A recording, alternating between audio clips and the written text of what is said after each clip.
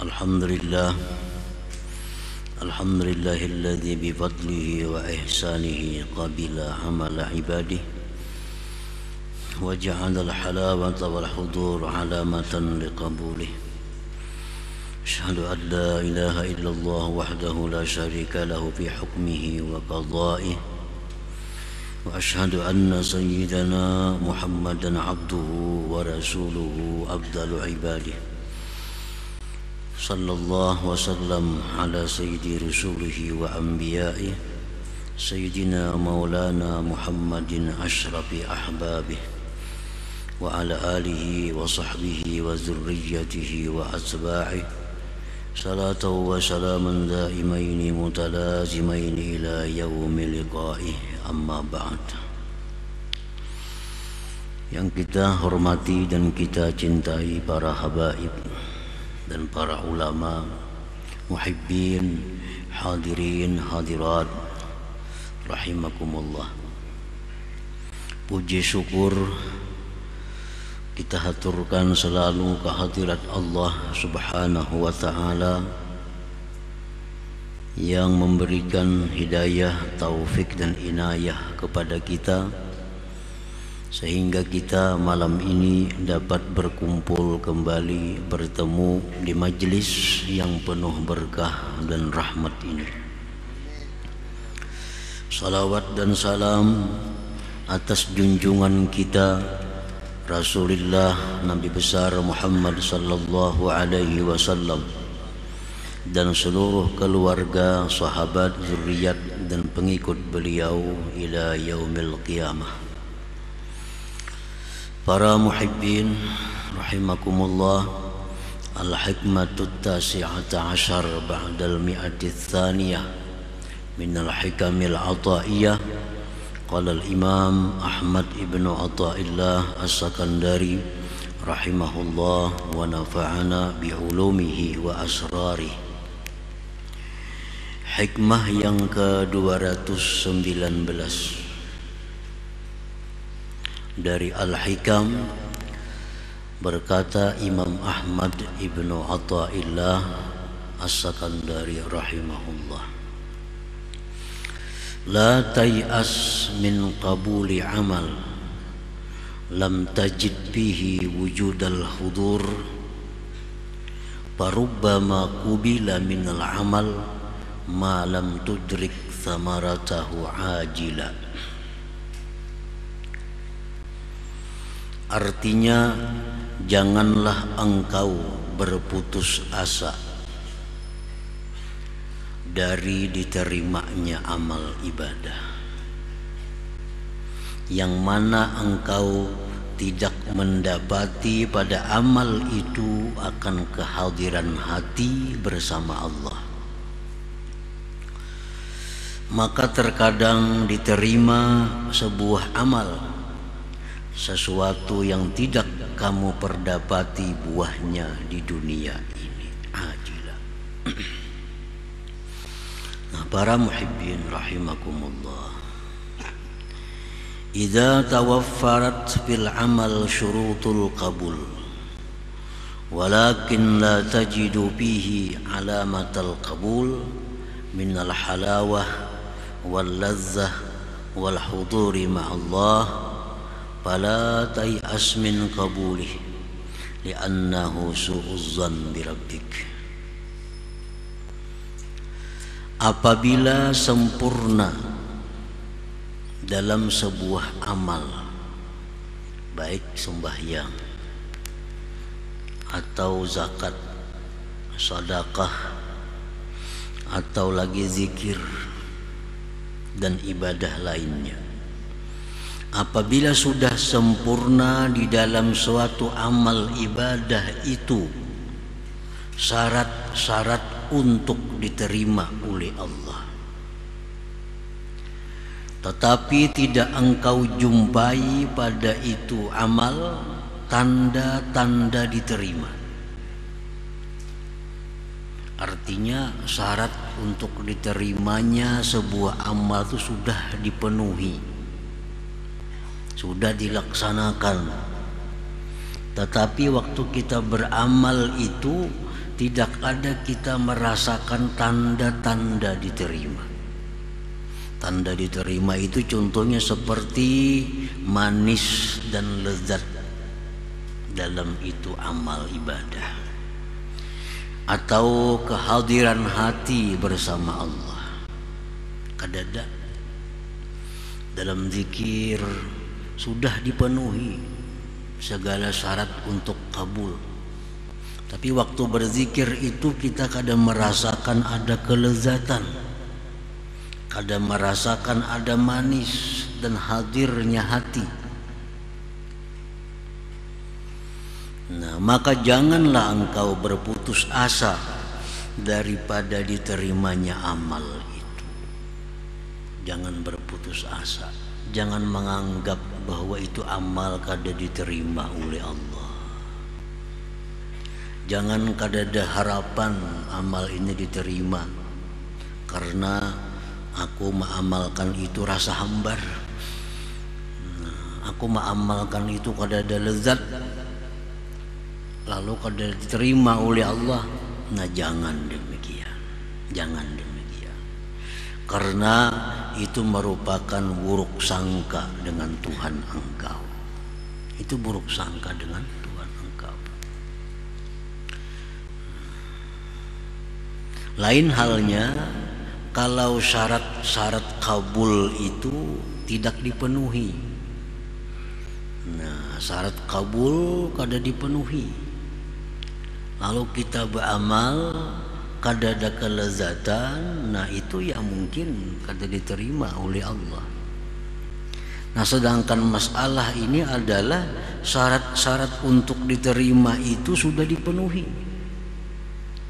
tetapi di waktu melaksanakannya itu kada merasa ada tanda-tanda diterima. Jangan putus asa, jangan menganggap ini kada diterima, karena itu buruk sangka dengan Tuhan. Wala yanbaghi laka an tatrukal amal li'adami hudurik fih, dan janganlah dan tidaklah pantas bagi engkau meninggalkan suatu amal ibadah yang tidak ada kehadiran hati engkau pada amal ibadah itu. Jangan sekali-kali kulir malas baca Quran. Kenapa bila baca Quran hati kesana kamari? Jangan tinggalkan baca Quran karena alasan itu. Aku indah berzikir. Kenapa bila berzikir hati kesana kamari juga? Nah, jangan alasan itu. Tidaklah pantas bagi engkau meninggalkan suatu amal karena tiada hadir engkau pada itu amal tadi. Para muhibbin rahimakumullah, sebagaimana dijelaskan beliau dahulu dalam hikmah yang ke-47 dari Al-Hikam ini, la tatrukiz zikra li'adami hudurika ma'allah fihi li'anna ghaflataka an wujudi zikrih ashaddu min ghaflatika fi wujudi zikrih. Jangan kau tinggalkan berzikir kepada Allah karena alasan tiada hadir hati engkau pada zikir. Karena lalainya engkau dari berzikir itu lebih jahat, lebih sangat buruk daripada lalai pada berzikir. Kita berzikir Allah, Allah, Allah, atau la ilaha illallah, nah hati kesana kamari, itu lebih baik daripada kada berzikir sama sekali. Imam Ghazali mengatakan dalam Ihya Ulumuddin, kita berzikir Allah, Allah, la ilaha illallah, subhanallah. Nah, walaupun hati ke lain, tapi mulut kita berzikir tuh ada nilai ibadah mulut. Nah, nilai ibadah mulut. Jadi nilai ibadah dari lisan tuh ada, walaupun hati kita lalai. Jangan meninggalkan suatu ibadah dengan alasan bahwa aku kada khusyuk. Jangan meninggalkan ibadah dengan alasan aku kada khusyuk, aku kada hadir hati. Apa gunanya aku beribadah? Itu gawian syaitan yang menggoda kita supaya jangan beribadah kepada Allah Subhanahu wa ta'ala. Jadi tidaklah patut bagi engkau meninggalkan amal ibadah karena tiada hadirnya engkau pada itu amal tadi. Jadi laksanakan je zikir 100 zikir la ilaha illallah, sabuti-buting kada nang hadirnya hati, kada jadi soal, baik pada kada lalu, baik pada perai lalu. Pada muntung kada karuan, hati sudah kada karuan. Pada muntung beranai, hati ke situ kamari. Lebih baik muntung la ilaha illallah, lebih baik muntung ini Allah Allah, lebih baik lisan itu subhanallah. Melarang lisan dulu nang selamat.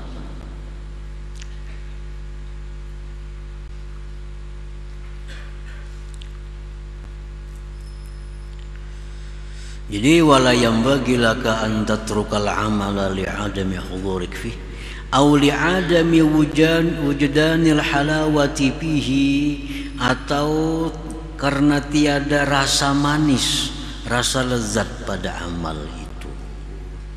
Nah, kada beramal, napa aja beramal kada nyaman juga hati. Napa baca Quran hati ya kada nyaman juga, baca salawat hati ya kada nyaman juga. Lalu kada baca Quran, kada berzikir, alasannya hati kada nyaman, kada lezat. Jangan sampai demikian. Farubbama qabilallahu minal amal ma lam tudrik samaratahu ajila fayu'tika sawabah bil akhirah. Maka terkadang Allah menerima amal sesuatu yang kamu tidak perdapati buahnya di dunia, maka dia berikan kepada engkau pahalanya di akhirat kita. Nah, di akhirat kita barangkali ada pahalanya. Nah, kan kelezatan dalam ibadah itu merupakan bagian dari balasan Allah di dunia kepada orang berzikir. Kita berzikir, wah begitu nyamannya hati berzikir la ilaha illallah, nikmat. Nah, itu merupakan bagian dari balasan Allah yang didahulukan ke dunia ini. Bila kita berzikir tapi kada dapat itu kelezatan, bukan berarti kada diterima oleh Allah. Boleh jadi diterima, tapi disimpan balasannya di akhirat. Disimpan di akhirat. Jadi intinya jangan sekali-kali kita meninggalkan suatu amal yang mana dalam amal itu kita tidak mendapatkan kelezatan, kada mendapatkan tanda-tanda kabul, tanda diterima, padahal syarat-syarat untuk diterima itu sudah terpenuhi. Nah, para muhibbin rahimakumullah. Jadi sebuah amal itu ada syurutus sihah, ada syarat sah dulu, tuh kan? Syarat sah ini supaya jadi bentuk. Nah, syarat sah. Amunnya syarat sah ini ketinggalan satu pun, maka amal itu kada sah. Amun kada sah, kada kawa dikatakan satu amal. Misalnya sembahyang. Sembahyang itu ada syurutus sihah, syarat-syarat sah. Kalau syarat sah itu ketinggalan, ya kada sembahyang ngarannya. Seperti berwudu, suci, menghadap kiblat. Nah, itu kan syurutus sihah, syarat sah sembahyang. Kalau kita kada berwudu batal sembahyang, kada sembahyang ngarannya karena ketinggalan syarat-syarat sah. Nah, syarat sah ini sudah kita laksanakan dengan sempurna sehingga ibadah itu berhak dinamakan ibadah. Bersedekah, sedekah itu ada syarat sahnya. Apa syarat sah sedekah? Antara contohnya yang bersedekah ini orangnya mesti baligh, berakal misalnya. Nah, kanak-kanak sah lah bersedekah, kada sah karena belum balik bakal. Sedekah itu mesti harta seorang. Harta orang mau disedekahkan kada kawa kada sah. Itu syarat sah sebuah sedekah. Barang curian disedekahkan jadi sedekah lah, kada sedekah karena kada milik seorang.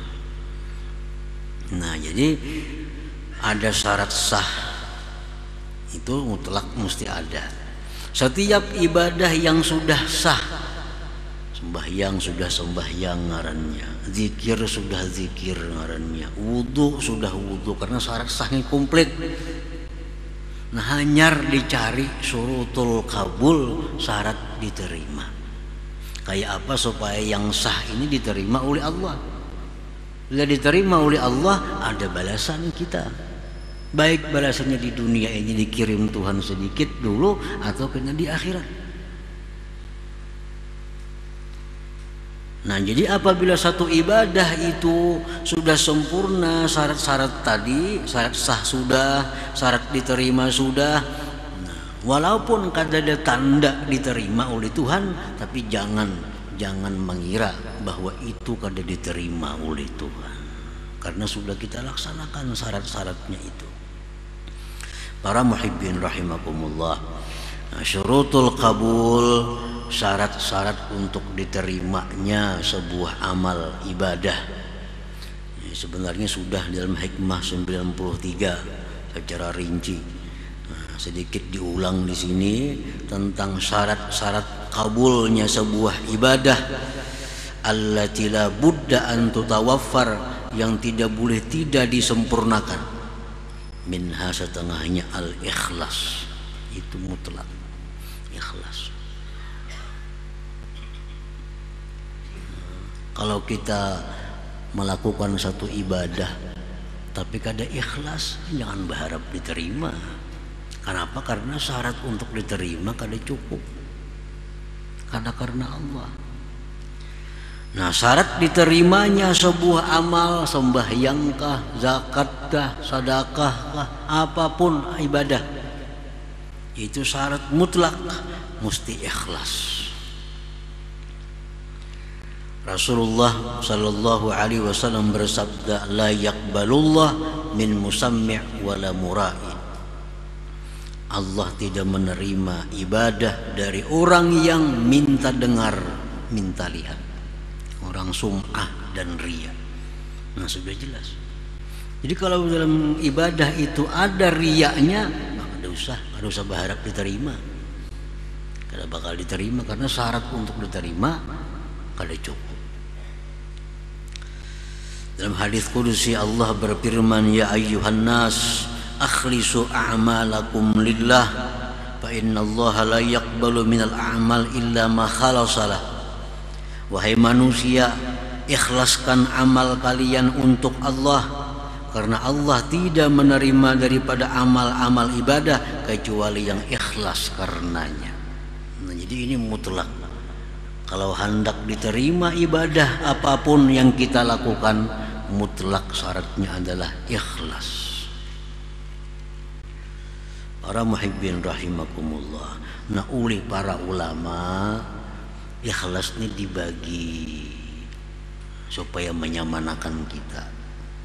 Ada ikhlas nang rendah tapi ikhlas juga ngarannya, ada ikhlas nang sedang, ada ikhlas nang tinggi. Salah satu antara tiga ini sudah masuk ikhlas. Ikhlas yang paling rendah adalah orang yang beramal ibadah karena takut dengan siksanya Allah. Nah, ini berzikir, jangan apa zikir, takutan kalau mati ke neraka kayaknya. Nah, itu ikhlas sudah, ikhlas. Tapi ikhlas yang paling rendah. Sembahyang tahajud, sembahyang fardu sudahnya rajin. Kenapa? Takutan kalau mati ke neraka, namun kada sembahyang. Takutan kalau dikubur kena diazab, namun kada sembahyang. Nah, ini sudah ikhlas. Walaupun kurang disukai Allah, demikian itu. Nah, tingkatan yang kedua ikhlas juga ngarannya, inya beribadah terdurung janji-janji pahala Allah. rajin sembahyang, rajin puasa, rajin bersedekah. Kenapa? Hendak ke surga pang mati. Hendak ke surga mati. Lalu rajin beribadah. Ini ikhlas juga lebih baik dari yang pertama tadi. Jadi Imam Ghazali, al-amal 'ala raja a'la minal amal 'alal khawf. Orang yang beribadah itu karena mengharap surga sebagainya lebih baik daripada orang yang beramal karena takut dengan api neraka tadi. Nah, jadi ikhlas yang paling tinggi itu adalah ikhlasnya orang yang beribadah kepada Allah itu semata-mata menjunjung tinggi perintah Allah. Walaupun Allah kadang menyediakan surga, walaupun Allah kadang menyediakan neraka, tapi nengaran disuruhnya tetap ugawi. Nah, ini ikhlas yang tinggi sudah. Ngapain kamu baku-hakun sembahyang? Tuhan nyuruh. Kada terkisah surga, kada terkisah neraka. Rajin bersedekah. Kenapa rajin bersedekah? Ini disuruh Tuhan. Tuhan nyuruh. Kada ada harapan apa-apa lain pada melaksanakan perintahnya. Nah, ini ikhlas yang lebih tinggi lagi. Nah, jadi ikhlas semacam itu mutlak syarat untuk diterima sebuah amal. Kita kawajib mengukur diri kita. Kita tadi sembahyang karena apa? Kita tadi bersedekah karena apa? Nah, bila antara tiga tadi ya ikhlas, masuk ikhlas. Nah, jadi syarat untuk diterimanya sebuah amal itu ikhlas dulu. Ini yang batin. Adapun yang zahir, al halal fi jami'i ma bika. Halal sekalian yang ada dengan engkau. Nah, ini syarat diterima juga. Tapi yang zahir. Rasulullah sallallahu alaihi wasallam bersabda, innallaha tayyibun la yaqbalu illa tayyiba wa innallaha amara al-mu'minin bima amara bihil mursalin. Faqala ta'ala ya ayyuhar rusulu kulu min tayyibati ma razaqnakum wa'malu salihan. Wa qala ta'ala ya ayyuhalladzina amanu kulu min tayyibati ma razaqnakum. ثم ذكر الرجل يطيل السفر أشعث أغبر يمد يديه إلى السماء يا ربي يا رب ومطعمه حرام ومشربه حرام وملبسه حرام وغذي بالحرام فأنى يستجاب له. Artinya Rasulullah bersabda, sesungguhnya Allah itu thayyib, Allah itu baik dan tidak menerima kecuali yang baik. Dan bahwa Allah menyuruh orang beriman dengan sesuatu yang Dia suruh para rasulnya. Allah berfirman, wahai para rasul, makanlah yang baik-baik dari rezeki yang kami berikan dan beramallah amal saleh. Allah berfirman lagi, wahai orang beriman, makanlah dari yang baik-baik yang kami berikan rezeki kepada kalian. Lalu Nabi menyebutkan seseorang yang lama dalam musafirnya. Keadaan orang musafir itu usang, berdebu. Dia mengangkat tangannya ke langit sambil berkata, ya Rabbi, ya Rabb, hai Tuhanku, hai Tuhanku. Tapi dia makan, ada yang haram. Minumannya ada yang haram, pakaiannya ada yang haram, diberi makan dengan yang haram. Fa'anna yustajabulah, maka mana mungkin diterima baginya. Nah, jadi artinya kalau dalam tubuh kita ini atau pada tubuh kita ini ada sesuatu yang tidak halal, lalu kita bawa beribadah, itu sudah keluputan satu syarat kabul. Nah, bila keluputan syarat kabul ini, jangan berharap kabul, jangan berharap diterima. Orang yang boleh berharap diterima itu orang yang sudah menyempurnakan syarat diterima. Nah, para muhibbin rahimakumullah, wa minha, setengahnya lagi at-taqwa. Nah, taqwa, Allah Ta'ala berfirman, innama yataqabbalullah minal muttaqin. Nah, hanya saja Allah menerima amal ibadah dari orang yang takwa kepada Allah. Nah, jadi kalau kita sudah takwa kepada Allah, kita boleh berharap bahwa ibadah kita itu kabul, diterima oleh Allah. Orang yang suka menggibah, takwalah kepada Allah, kada takwa. Sembahyang, diterima lah sembahyangnya, kada bakal diterima. Bersedekah, kada bakal terima. Karena Allah hanya menerima amal ibadah dari orang yang takwa. Imam Ghazali dalam kitab Ihya Ulumuddin menjelaskan tentang hadis Rasulullah sallallahu alaihi wasallam, mengisahkan tentang amal ibadah kita ini. Suatu amal ibadah yang dilakukan seorang hamba dibawa naik oleh malaikat sampai langit pertama, ditolak. Hanyar langit pertama sudah ditolak. Kenapa ditolak?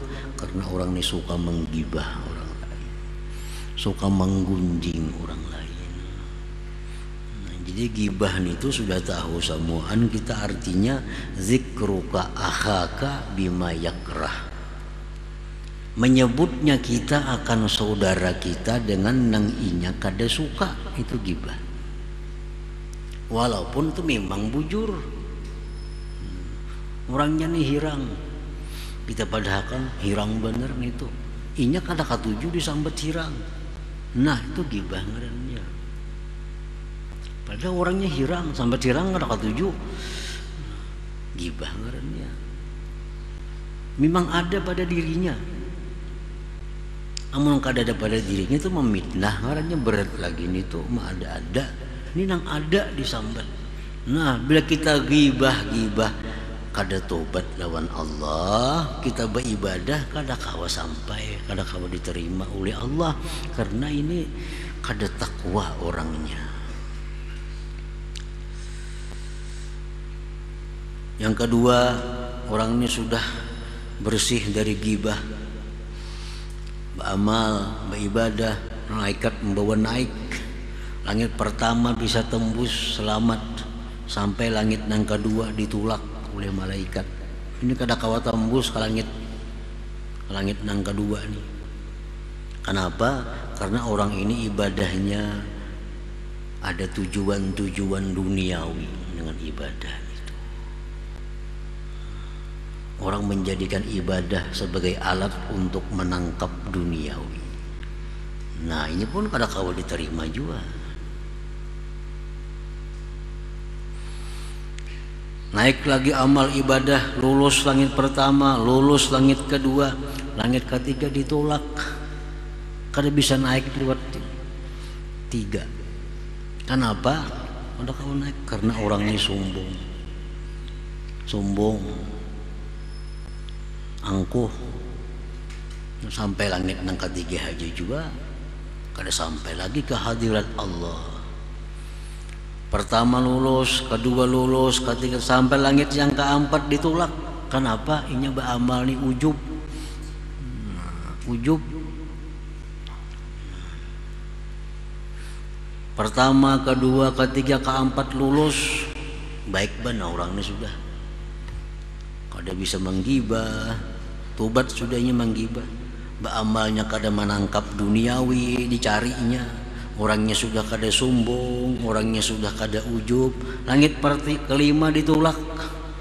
Kenapa ditolak sampai langit yang kelima? Karena orang ada dengki dalam hatinya. Ada dengki dalam hatinya. Hasad. Lulus sampai yang kelima. Orangnya sudah bersih dari demikian tadi. Sampai langit ke-6 ditolak. Kenapa? Bujur ya orang ini kada bisa menggibah, orangnya kada sombong, kada ujub, kada dengki, tapi inya kada penyayangan dua makhluk Allah, kada balas kasihan dengan makhluk Allah. ada makhluk Allah nang kana bala nya kada peduli, jangankan membantu mendoakan aja kada. Ada orang kesusahan, jangankan membantu mendoakan aja kada. Nah, ditolak juga amalnya. Jadi artinya bahwa syarat kabul amal itu adalah takwa. Nah, jadi kalau sudah kita takwa kepada Allah Subhanahu wa taala dan kita melakukan ibadah itu dengan ikhlas karena Allah, segala sesuatu di tubuh kita ini halal, maka kita berharap boleh amal kita itu diterima oleh Allah Subhanahu wa taala, walaupun dalam amal itu kita kadang merasakan ada tanda-tanda diterimanya amal, tapi syaratnya sudah dipenuhi. Nah, para muhibbin rahimakumullah. Jadi ana inda dhanni abdi bi, jar Tuhan, aku ini menurut sangkaan hambaku denganku. Kalau hambaku menyangka aku ini sarik, aku sarik tuh. Kalau hambaku menyangka aku ini sayang, lawan ini sayang tuh aku. Jadi Tuhan itu tergantung sangkaan kita, tergantung sangkaan kita kepada Tuhan. Nah, ini amal ibadah. Kalau sudah kita lakukan syarat-syaratnya dengan sempurna, lalu kita berharap kepada Allah, bersangka baik kepada Allah, diterima, ya diterima Allah. Tapi berharap itu, bersangka baik itu pasti datangnya sesudah kita menyempurnakan persyaratan-persyaratan itu. Nah, kalau kita belum menyempurnakan syarat-syarat itu, kita kada kawa bersangka baik. Nah, kada kawa berharap. Kita berharap itu bila sudah kita beramal, bila sudah kita melakukan perintahnya. Jadi jar orang misalnya ulahkan ini, ulahkan pais.